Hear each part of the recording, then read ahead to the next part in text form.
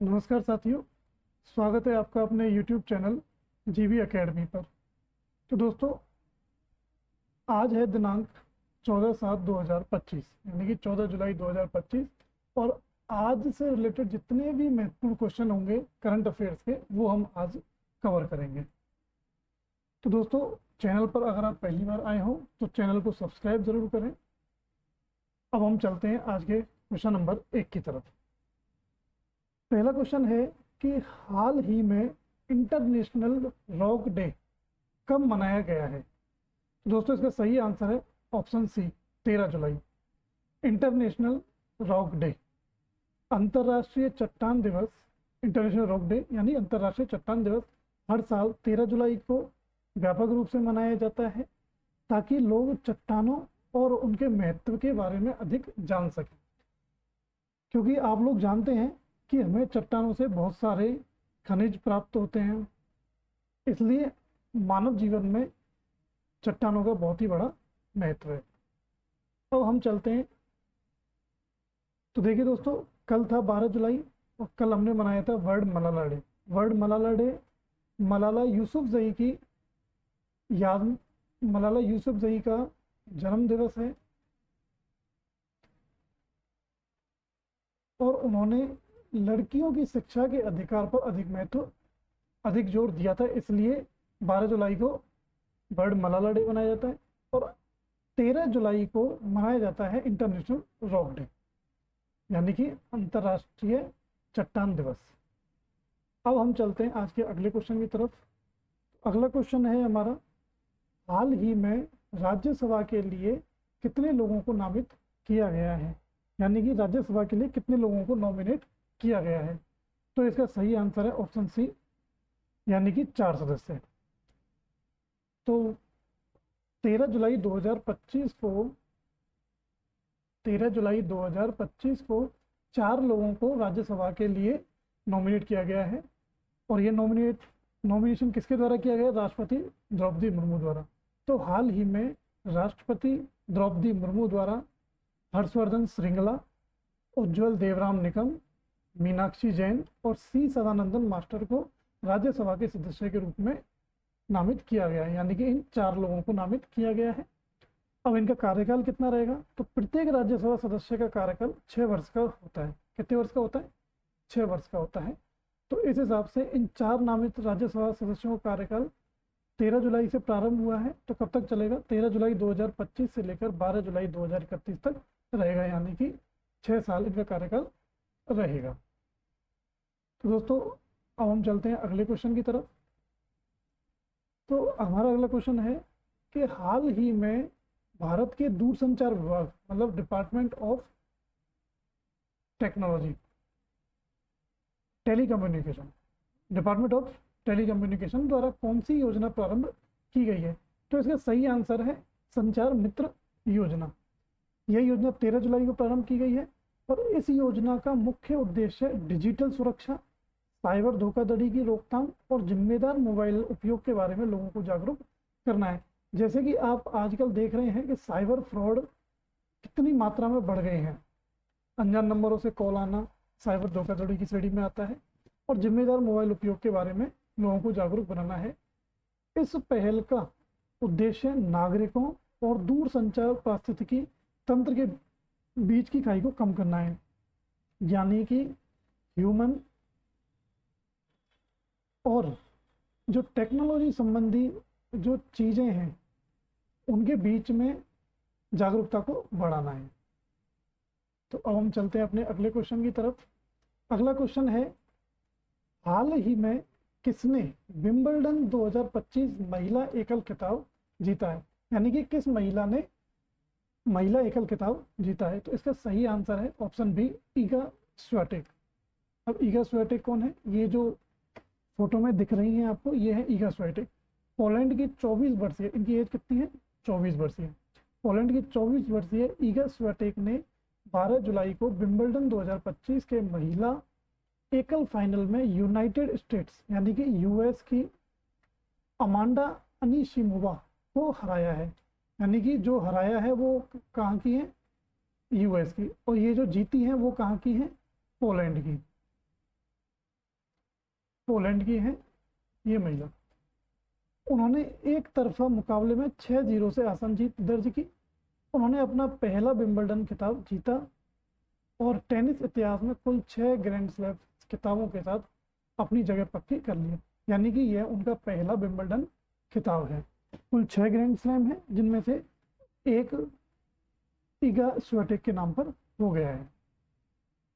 तो दोस्तों अब हम चलते हैं अपने अगले क्वेश्चन की तरफ। अगला क्वेश्चन है कि हाल ही में किस राज्य सरकार ने विशेष जन सुरक्षा कानून 2024 लागू किया है? तो इसका सही आंसर है ऑप्शन सी, महाराष्ट्र। तो देखिए दोस्तों, ये है मैप में महाराष्ट्र। महाराष्ट्र विधानसभा ने महाराष्ट्र विशेष जन सुरक्षा विधेयक 2024 पारित किया, जिसका उद्देश्य राज्य में नक्सलवादी संगठनों की गतिविधियों पर अंकुश लगाना है। यानी कि जो नक्सलवादी संगठन है वो राज्य में कोई गैर कानूनी गतिविधि नहीं करें। मुख्यमंत्री फडणवीस ने स्पष्ट किया कि विधेयक का लक्ष्य वामपंथी उग्रवादियों पर नियंत्रण रखना है। यानी कि इस विधेयक के जरिए वामपंथी उग्रवादियों पर नियंत्रण रख सकते हैं। अब देखिए दोस्तों, ये है मैप में महाराष्ट्र। तो देखिए ये है हमारा भारत, ये हमारा इंडिया का मैप है। इंडिया के मैप में ये जो सर्कल में शो हो रहा है ये है हमारा महाराष्ट्र, यानी कि ये वाला, ये क्या है? महाराष्ट्र। ये मुंबई सिटी है। महाराष्ट्र के सीएम कौन है? देवेंद्र फडणवीस। ये जो फोटो में जो व्यक्ति दिख रहे हैं वो है देवेंद्र फडणवीस। महाराष्ट्र की कैपिटल क्या है? मुंबई, जो कि यहाँ पे है। सीएम कौन है? देवेंद्र फडणवीस, जो ये है। और राज्यपाल कौन है? गवर्नर सीपी राधा कृष्णन महाराष्ट्र के राज्यपाल हैं। अब हम चलते हैं अपने अगले क्वेश्चन की तरफ। हाल ही में किस महिला युगल ने विंबलडन महिला युगल खिताब जीता? यानी कि किस जोड़ी ने? देखो, युगल खिताब मतलब जिसमें दो लोग आपस में खेलते हैं, दो लोग एक टीम बनाकर खेलते हैं, दो लोग एक तरफ और दो लोग दूसरी तरफ। तो ये अभी जीता है वेरोनिका कुडरमेटोवा और एलिस मार्टिनेज। ये है एलिस मार्टिनेज और ये है वेरोनिका कुडरमेटोवा। तो देखिए 8वीं वरीयता प्राप्त वेरोनिका कुडरमेटोवा और एलिस मार्टिनेज ने 13 जुलाई 2025 को हसी सुवेई और जेलेना ओस्टापेंको को हराकर जोड़ी के रूप में अपना पहला ग्रैंड स्लैम खिताब जीता। यानी कि ये दोनों एक तरफ थी और इनके अपोनेंट में दूसरी तरफ दो महिलाएं और थी। कौन कौन सी थी? एक तो थी हसी सुवेई और जेलेना ओस्टापेंको, और ये दोनों एक तरफ थी कौन कौन? वेरोनिका कुडरमेटोवा और एलिस मार्टिनेज। इन्होंने इन दोनों महिलाओं को हराकर ये खिताब अपने नाम किया है। रूस की कुडरमेटोवा के लिए यह उनका पहला खिताब था, यानी कि इनके लिए ये पहला खिताब था। रूस की है कुडरमेटोवा, जबकि बेल्जियम की मार्टिनेज ने युगल में अपना 5वां ग्रैंड स्लैम, यानी कि 5वां ग्रैंड स्लैम जीता है और दूसरी विंबलडन जीत हासिल की है। यानी कि कुडरमेटोवा के लिए तो यह उनका पहला खिताब है और बेल्जियम के लिए अपना 5वां ग्रैंड स्लैम, मार्टिनेज, बेल्जियम की मार्टिनेज के लिए। दोस्तों अब हम चलते हैं अपने अगले क्वेश्चन की तरफ। अगला क्वेश्चन है, हाल ही में किसने विंबलडन जूनियर्स में अपना पहला ग्रैंड स्लैम जीता है? यानी कि जूनियर्स, विंबलडन जूनियर्स में। तो इसका सही आंसर है इवान इवानोव। इवान इवानोव कौन है? देखिए, बुल्गारिया के 16 वर्षीय इवान इवानोव ने रविवार को विंबलडन जूनियर्स के फाइनल में संयुक्त राज्य अमेरिका यानी कि यूएसए के रोनित कार्की को हराकर अपना पहला ग्रैंड स्लैम खिताब जीता। यानी कि बुल्गारिया के जो इवानोव है 16 वर्ष की उनकी आयु है और उन्होंने अपना पहला ग्रैंड स्लैम जीता है। इससे पहले बुल्गारिया के ही ग्रेगर दिमित्रोव ने 2008 में यह खिताब जीता था। मतलब इवान इवानोव अब बुल्गारिया के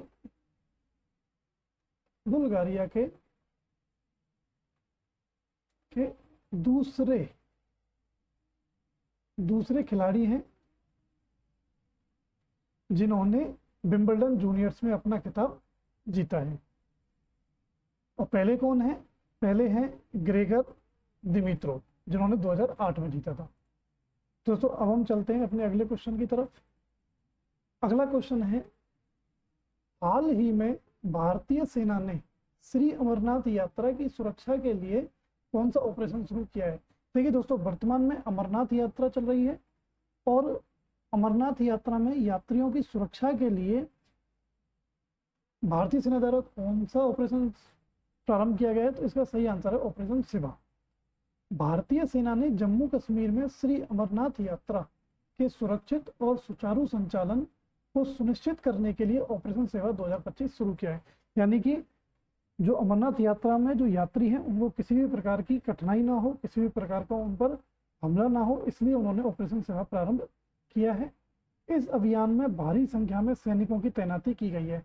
यानी कि इंडियन मिलिट्री फोर्स के बहुत सारे सैनिकों की तैनाती की है। करीब 8,500 यानी 8,500 सैनिक के आसपास उनमें सैनिकों की तैनाती की गई है।